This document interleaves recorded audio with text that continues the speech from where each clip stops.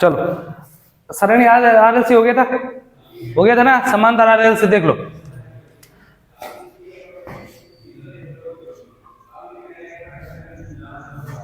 समांतर आरएलसी परिपथ,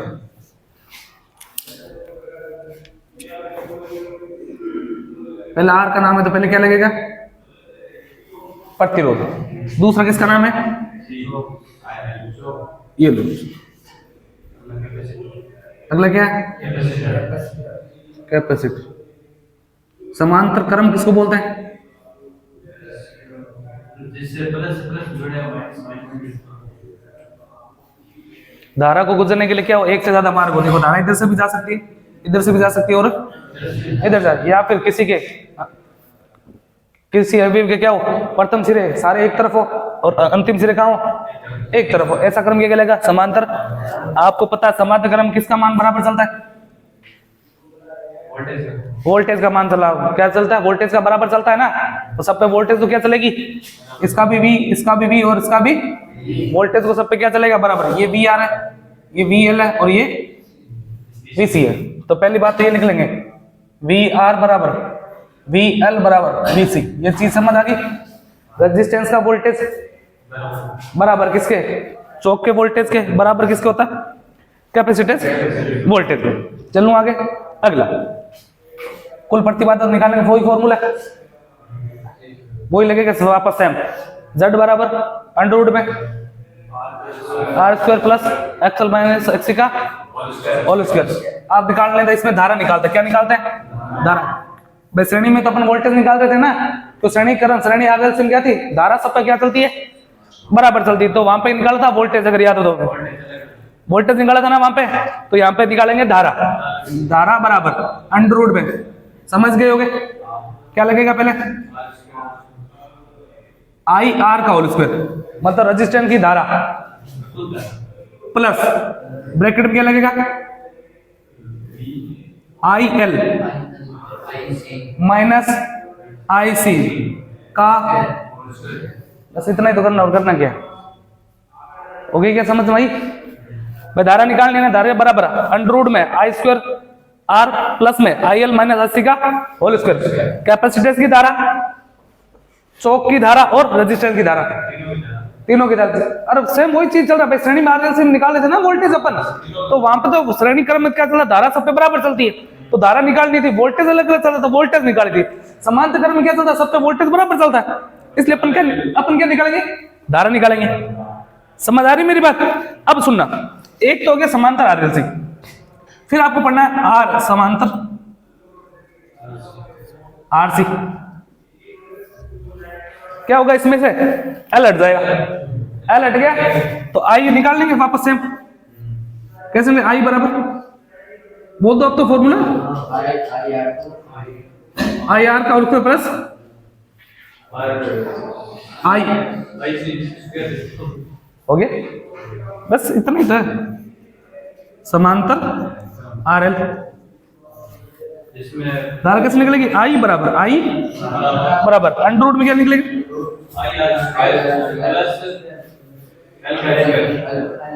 I L का स्क्वायर, आई एल का स्क्वायर। सेम चीज पहले पढ़ा था, वो वैसे तो पढ़ रहे हैं, लेकिन एक चीज याद रखना, समांतर आरसी परिपथ पूछे ना, आरसी क्या करता है, कैपेसिटर है, क्या है, और कैपेसिटेंस में एक गुण होता है जिसको बोलते हैं कैपेसिटेंस। क्या बोलते हैं, कैपेसिटेंस का गुण क्या होता है, वो क्या करता है, वोल्टेज को रोकता है, स्टोर करता है ना। वोल्टेज मान परिवर्तन क्या करेगा, विरोध। अगर वोल्टेज को रोकेगा तो जाने किसको देगा, आगे धारा को। और जब धारा आगे जाती है तो उसका पावर फैक्टर क्या होता है, लीडिंग होता है, लेगिंग। जब धारा आगे तो लीडिंग, तो याद रखना इस परिपथ का, कौन सा, समांतर आरसी परिपथ का पावर फैक्टर लीडिंग होता है। कैसा होता है, लीडिंग। कारण बता चुका हूं, क्योंकि परिपथ कौन सा है, आरसी। और जो आपका सी है ना, ये पहले ढंग से बता चुका हूं, ये जो सी है कैपेसिटेंस, ये क्या करता है, वोल्टेज मान परिवर्तनों का विरोध करता है, जिससे वोल्टेज को रोक लेता है और धारा का भेज देता है, आगे भेज देता है। चलो आगे, तो धारा अगर आगे चलेगी तो परिपथ का पावर फैक्टर क्या होगा, इकाई।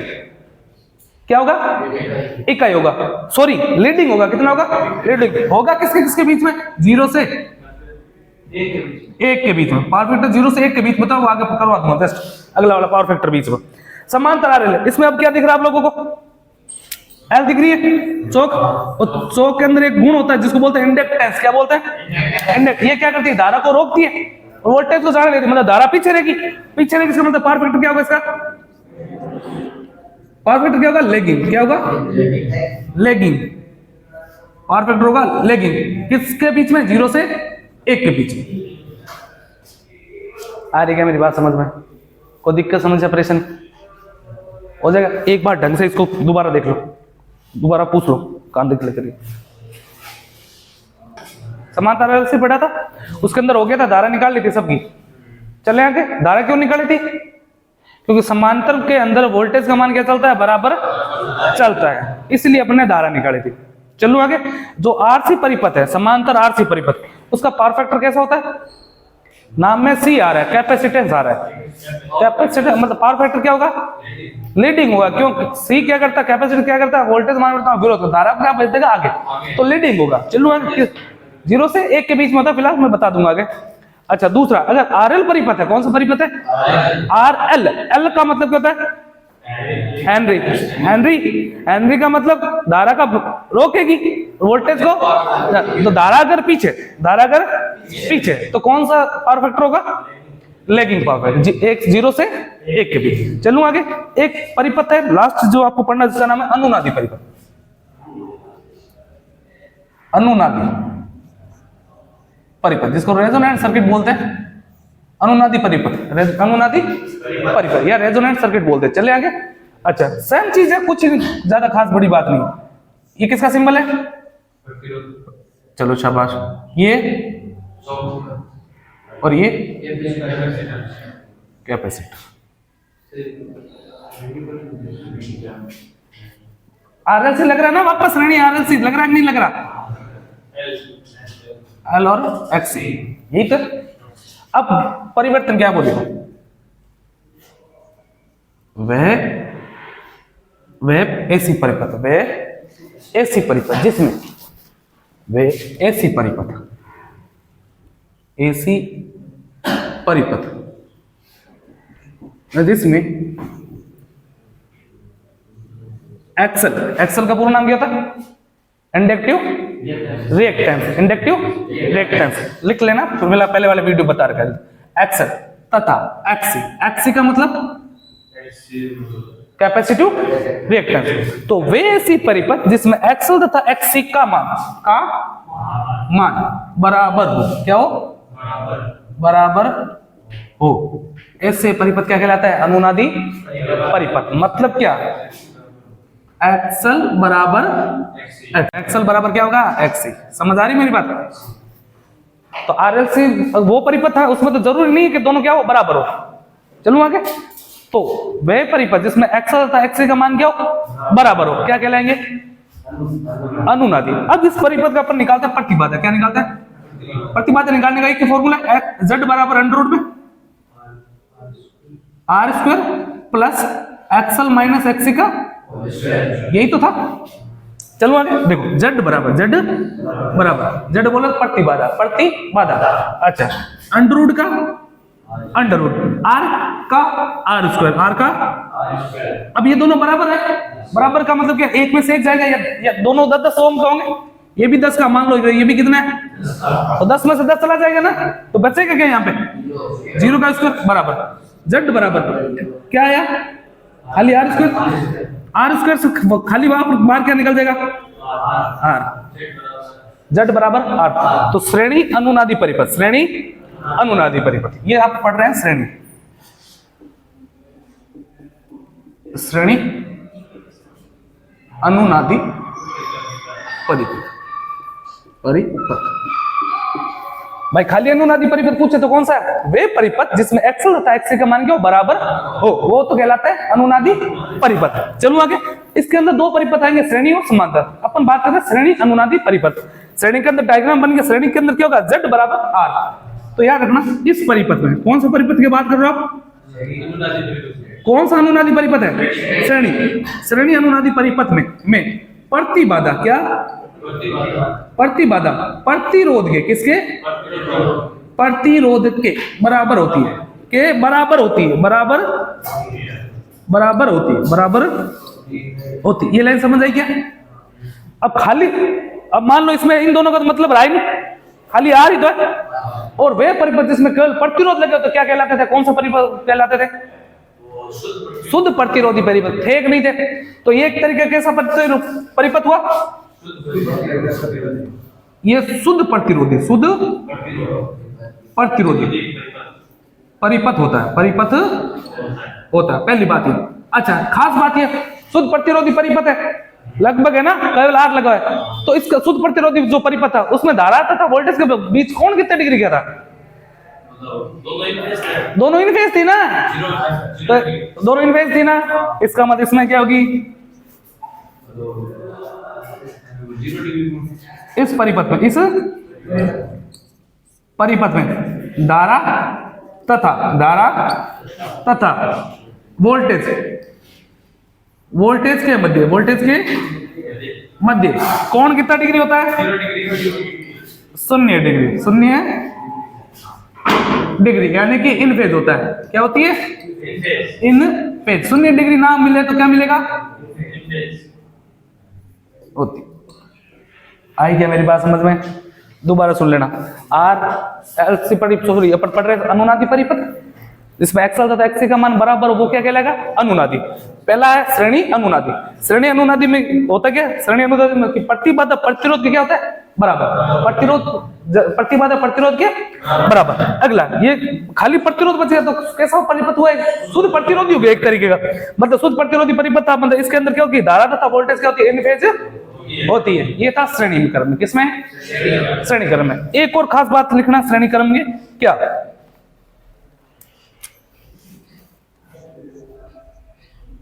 अब देखो खाली प्रतिरोधी बचा है और कुछ नहीं इसके अंदर। इसका मतलब क्या? इस परिपथ, इस परिपथ में प्रतिबाधा का मान, प्रतिबाधा यानी कि इंपेडेंस का मान न्यूनतम, कैसा?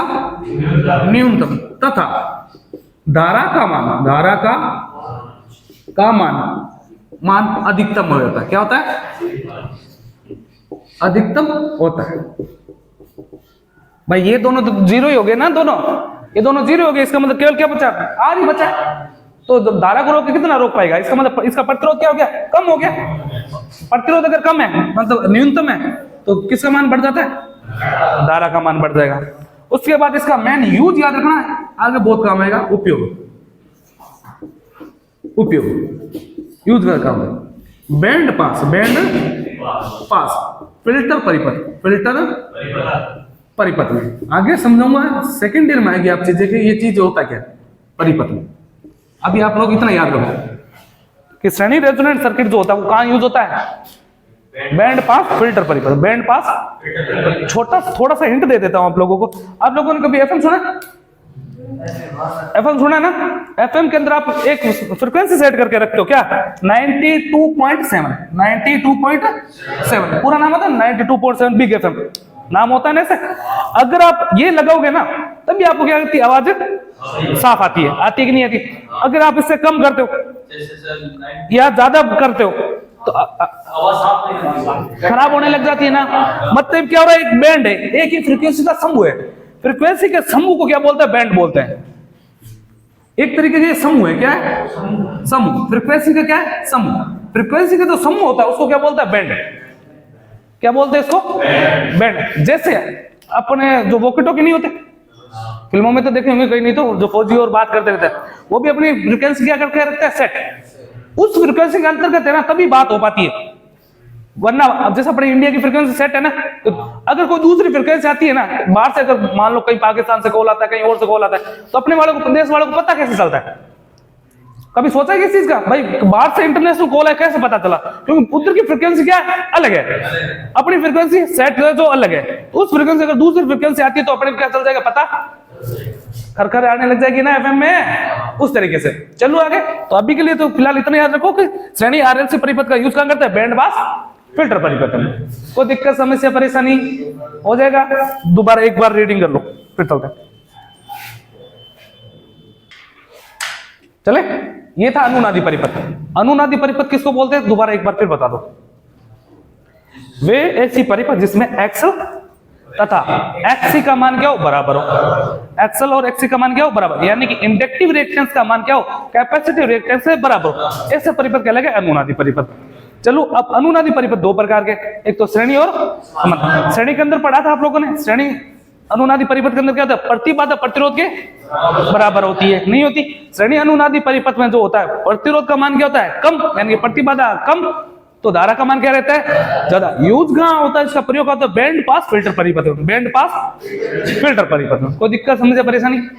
एक पढ़ोगे आप लोग समांतर आरएलसी, समांतर आरएलसी परिपथ, समांतर आरएलसी,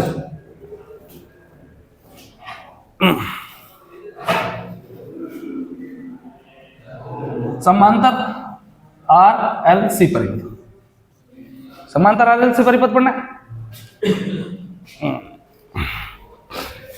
छोड़ो उसको, पहले उसके अंदर तो देख ले। अगर श्रेणी आरएलसी परिपथ, एक मिनट फिर बता देता हूं, फिर बार बार दिक्कत आएगी। अगर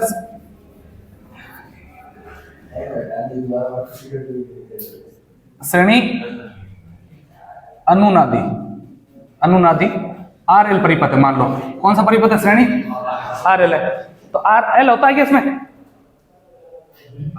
श्रेणी अनुनादी परिपथ बना सकते हैं क्या अपन, जैसे अभी मैंने थोड़ी देर पहले पढ़ा था ना, आरएल परिपथ आरसी परिपथ पढ़े थे ना आप लोगों ने, वैसे क्या अपन श्रेणी अनुनादी परिपथ और श्रेणी आरएल परिपथ बना सकते हैं क्या? नहीं बना सकते भाई। वे परिपथ जिसमें एक्स और एक्सी होगा जरूर, लेकिन होगा बराबर, इसमें खाली है ना, समझ आ रही है कि मेरी बात? ये नहीं होगा, दोनों होंगे जरूर, लेकिन होंगे दोनों क्या, बराबर मान के, दोनों का होना अनिवार्य है, होंगे जरूर, एक नहीं बना, इसलिए श्रेणी आरएल नहीं बनेगा, श्रेणी आरसी भी नहीं बनेगा। समझ आ गई मेरी बात? आ जाओ समांतर अनुनादी परिपथ, समांतर अनुनादी परिपथ,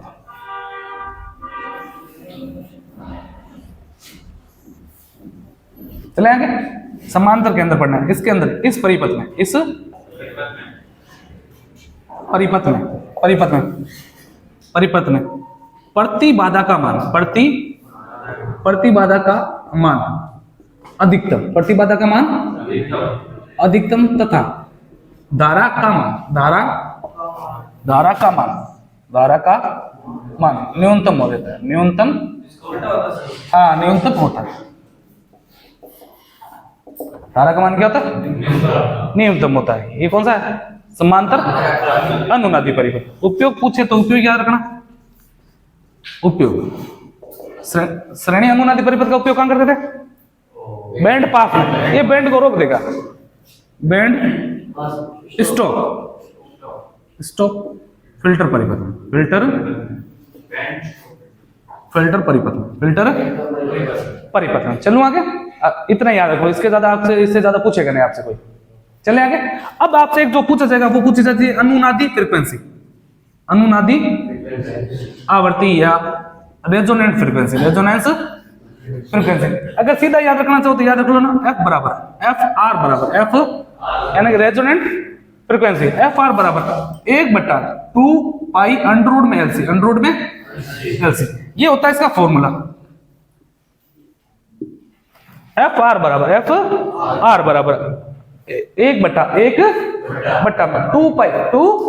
पाई अंडररूट में एलसी, अंडररूट में क्या हो जाएगा, एलसी हो जाता है। अब निकालना अगर चाहूं तो अभी समझा सकते हैं भाई, निकाला ऐसे जाता है। अनुनादी परिपथ को बोलते हैं एक्सल बराबर क्या होता है, एक्स होता नहीं होता, एक्सल का फॉर्मूला क्या होता है, एक्सल का फॉर्मूला क्या होता है, 2 पाई एफ। सर बोलेंगे क्या बार बार, 2 पाई एक्स का फॉर्मूला 2 पाई एफ सी, एफ सी। चलो आगे। अब देखो इसको इधर ले आओ, इधर को एक ही पड़ा रहने दो, इधर 2 का 2 पाई का पाई, एफ का एफ, एल। अब अरे तो ये तो पहले वाला लिखा है मैंने, अब इसको लेके आता हूं इधर, इधर लेके आना क्या आएगा, 2 पाई एफ सी बराबर क्या पड़ा, 1 पड़ा कि नहीं पड़ा। अब देखो ये तो इतना तो कॉमन ही आ रहा है ना, गुणा हो जाएगी, क्या हो जाएगी, 2 पाई एफ का स्क्वायर, इधर क्या बच गया, एल इंटू सी बराबर में 1, ये गुणा किसी में कहां चली जाएगी, इधर क्या देखो स्क्वायर में से एक बाहर आ जाएगा ना, 2 पाई एफ बच के खाली बराबर में बराबर 1 बटा एल सी। चलूं आगे। अच्छा अब आपको निकालनी क्या, फ्रीक्वेंसी निकालनी, ये भी कहां चली जाएगी, अंडर रूट कहां गया तो इसका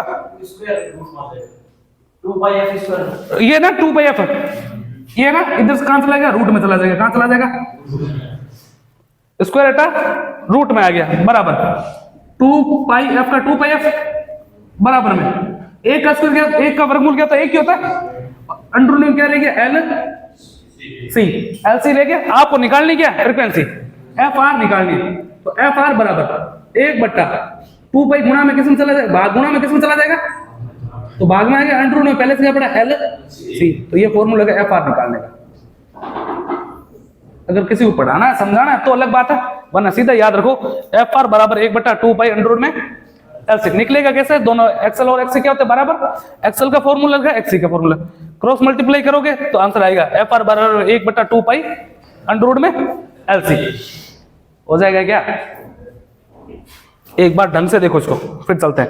मेनली ये फॉर्मूला याद रखना आप लोगों को, रेजोनेंट फ्रीक्वेंसी मोस्ट इंपोर्टेंट है।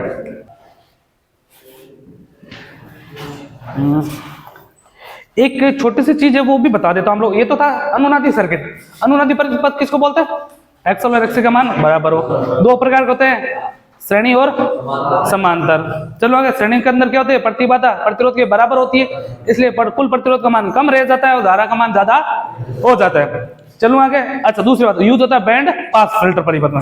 फिर था समांतर रेजोनेंट सर्किट, उसके अंदर क्या होता है, प्रतिबाधा का मान अधिकतम आ जाता है, प्रतिबाधा क्या आ जाती है, अधिकतम आ जाती है। चलो आगे। उसके बाद हालांकि रियल में समांतर क्रम के अंदर होता क्या है मैं बता दूं, रियल समांतर क्रम में Z बराबर एक्सएल का होल स्क्वायर बन जाता है, क्या बन जाता है, होल स्क्वायर। जैसे इसको हल किया ना, कैसे उसको अगर हल करेंगे तो ऐसे बनेगा, एक्सएल का होल स्क्वायर बट्टा में आर बन जाता है, बट्टा में आर ये बन जाता है। तो एक्सएल का मतलब एक्सएल की इकाई क्या होती है, ओम ही होती है, यानी कि प्रतिरोध होता है एक्सएल एक तरीके का। तो एक्सएल का मान क्या होता है, स्क्वायर में बढ़ जाता है, तो प्रतिबाधा भी देखो कितनी बढ़ेगी।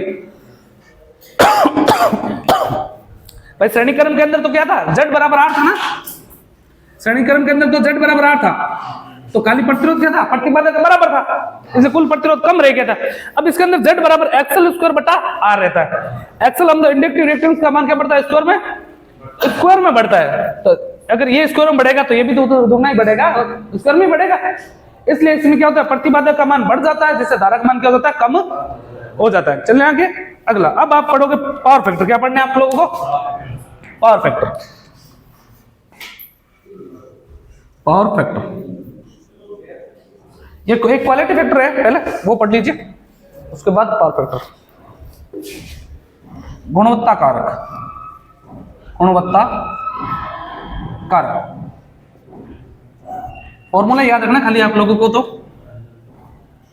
गुणवत्ता कारक बराबर होता है 1 बट्टा आर अंडर रूट में एल बट्टा सी, एल बट्टा सी, ये याद रखना गुणवत्ता कारक। फॉर्मूला छोटा सा, 1 बट्टा आर अंडर रूट में एल अपॉन सी, गुणवत्ता कारक क्वालिटी फैक्टर। चले आगे, छोटा सा ही था बस, इतना याद रखना। अब आपको रखना पावर फैक्टर, पावर फैक्टर, ये इस पे ज्यादा ध्यान देना, बड़ी मजेदार चीज है पावर फैक्टर। चले आगे। सबसे पहले कहते किसे, वास्तविक शक्ति, वास्तविक शक्ति। अब आभासी, अब आभासी शक्ति बताओ किसको बोलते हैं, किस में मापी जाती है, आभासी शक्ति को किस में मापा जाता है, केवीए में, खाली केवीए में, केवीए में, केवीआर होती प्रतिक्रियात्मक शक्ति। अच्छा आभासी शक्ति को परदेश से किससे करते थे, एस से, किससे करते थे, एस बराबर निकालने का सूत्र खाली वी, खाली वी। चले आगे। तो दोबारा समझो, पावर फैक्टर किसको बोलते हैं, वास्तविक शक्ति तथा आभासी शक्ति का अनुपात, का अनुपात क्या कहलाता है, पावर फैक्टर कहलाता है। इसका मतलब सर फॉर्मूला निकालने का फॉर्मूला क्या बन गया, पी एफ बराबर पी, यानी कि पावर फैक्टर वास्तविक शक्ति, क्या उनसे शक्ति, वास्तविक शक्ति,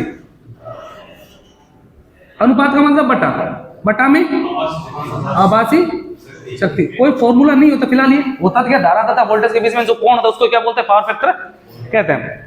इस फॉर्मूले से अपन क्या बनाई, अपन ने ये डेफिनेशन बनाई, हालांकि ये डेफिनेशन होती नहीं है, डेफिनेशन इतनी है, धारा तथा वोल्टेज के बीच में जो कोण विद्यमान होता है उसको क्या बोलते हैं, पावर फैक्टर कहते हैं। चलो आगे दोबारा देख लो, वास्तविक शक्ति तथा आभासी शक्ति का अनुपात क्या कहलाता है, पावर फैक्टर। वास्तविक शक्ति किस में हो जाता है, किलोवाट है, और आभासी शक्ति को तो एक तो ये फॉर्मूला याद रखना, ये फॉर्मूला है पावर फैक्टर याद करने का। अगर आपको वास्तविक शक्ति देते और आभासी शक्ति देते तो पावर फैक्टर निकाल नहीं सकते क्या, आराम से निकाल सकते हैं। अगला एक और फॉर्मूला मोस्ट इंपोर्टेंट है, ध्यान रखना। एक मैंने क्या बोला, धारा तथा वोल्टेज के बीच में का कौन क्या कहलाता, पावर फैक्टर कहलाता, मतलब पी एफ बराबर पी एफ एफ मतलब पावर फैक्टर, पी एफ बराबर यानी कि पावर फैक्टर बराबर कोस फाइव, कोस फाइव, एक ये फॉर्मूला बनता है। इसमें इंक भरी नहीं क्या, चले पी एफ बराबर कोस फाइव, कोस फाइव, कोस थीटा बोलते हैं ना, कोस थीटा बोल लो, कोस थीटा। अगला एक होता है क्या, पी एफ बराबर पी एफ बराबर आर बटा जेड, आर बटा जेड। आर का मतलब क्या होता है, प्रतिरोध, डेफिनेशन बनाता है, प्रतिरोध तथा प्रतिबाधा का अनुपात, अनुपात क्या कहलाता है, पावर फैक्टर कहलाता है। अब देखो प्रतिरोध की क्या होती है, प्रतिबाधा की क्या, ओम, ओम से ओम कट जाएगा, याद रखना। वेरी वेरी मोस्ट है, very very very, power factor की कोई इकाई नहीं होती, पावर फैक्टर की कोई इकाई नहीं होती। चलूं क्या आगे, कोई दिक्कत समझे परेशानी, एक सेकंड रुकना। अच्छा, और कैट ब्लू को अपन दिखाते थे ना, किससे दिखाते थे, प्रदर्शित किससे करते थे कैट ब्लू को, मतलब वास्तविक शक्ति को प्रदर्शित किससे करते, पी से नहीं करते थे क्या, पी से तो करते थे, पी बराबर क्या लिखते थे, ये cos थीटा नहीं लिखते थे, के बी को किससे करते थे, एस से, पी बटा, ये भी याद रखना, सीधा ये भी दे देगा।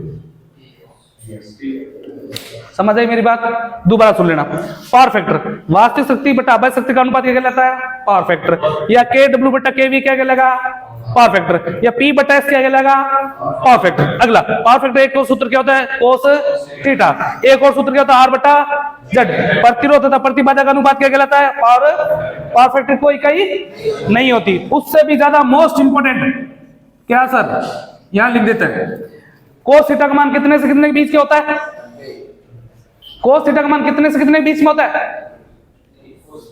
अरे साइन की टेबल याद है क्या, 0, 1/2, 1/√2, √3 बटा 2 और 1, इतना तो चलता है। उसका उल्टा ही तो चलता है, उल्टा चलता है ना, 1 ऐसा चलेगा ना, तो उसका मान क्या होता है, 0 से 1 के बीच में होता है। कितने से 1 से ज्यादा कभी मान जाता है क्या, तो यार ना पावर फैक्टर का मान, पावर फैक्टर का मान सदैव 0 से 1 के मध्य,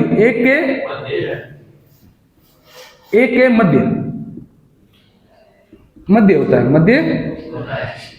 होता है। आई क्या मेरी बात समझ में, ये भी मोस्ट इंपोर्टेंट है, ध्यान रखना। तो पावर फैक्टर का मान कितने से कितने बीच में होता है, 0 से 1 के बीच में। चलें क्या, अब पढ़ेंगे पावर फैक्टर खुद कितने प्रकार का होता है, 3 प्रकार का, जो अभी तक आप नाम ले रहे थे ना, लेगिंग, लीडिंग और एक होता है इकाई। क्या होता है, ये तीनों पावर फैक्टर पढ़ रहे बड़े, उसके बाद पावर फैक्टर खत्म। उतारो देखते हैं। तो ये था पावर फैक्टर, क्या था, पावर फैक्टर। पावर फैक्टर इकाई क्या होती है, कोई इकाई नहीं होती। पावर फैक्टर का मान कितना होता है, 0 से 1 के बीच, 0 से 1 के बीच। अच्छा, फटाफट फॉर्मूला बोलना चालू करो। पहला फॉर्मूला वास्तविक बटा आभासी, वास्तविक बटा, उसी को दोबारा क्या बोल लिख दिया, के डब्ल्यू बटा के बी, उसी को क्या लिख दिया, पी बटा। अब चाहे तो उसको एक और बना लो, जैसे सर ने कहा था वास्तविक शक्ति क्या बोलते, एक्टिव पावर बटा में अपैरेंट पावर। चाहे तो वो भी बना लो, कोई बड़ी बात नहीं, जितना चाहो उतना बना सकते हो। चले आगे। उसके बाद अगला फॉर्मूला कौन सा था, P बराबर कोस थीटा। कोस थीटा क्या होता है? वोल्टेज तथा धारा के बीच का कोण। वोल्टेज तथा धारा के बीच का कोण। अच्छा, उसके बाद फिर क्या था? एक लास्ट फॉर्मूला क्या था? R बटा Z। R बटा Z प्रतिरोध तथा प्रतिबाधा का अनुपात क्या कहलाता है? पावर फैक्टर कहलाता है। चलने के आगे हो जाएगा। अब देखो, अब पढ़ेंगे धारा के आधार पर, धारा के